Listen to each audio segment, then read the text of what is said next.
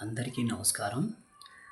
సత్యమేవ జయతి అంటారు. నిజమే, అది సత్యం. అది సత్యమేవ జయతి అంటే ముందు సత్యంగా ఉన్నవాళ్ళు, ధర్మంగా ఉన్నవాళ్ళు, న్యాయంగా ఉన్నవాళ్ళు కొద్దిగా ఇబ్బందులు పడతారు, కష్టాలు పడతారు, ఎన్నో రకాలుగా కష్టాలు అనిపిస్తారు. కానీ అది నిజం. సత్యంగా, ధర్మంగా, న్యాయంగా ఉన్నవాళ్ళు ఎప్పుడు సుఖ సంతోషాలతో, ఆయురారోగ్యాలతో, ధనముతో సంతోషంగా ఉంటారు. మంచి ఆరోగ్యం కూడా కలిగి ఉంటారు.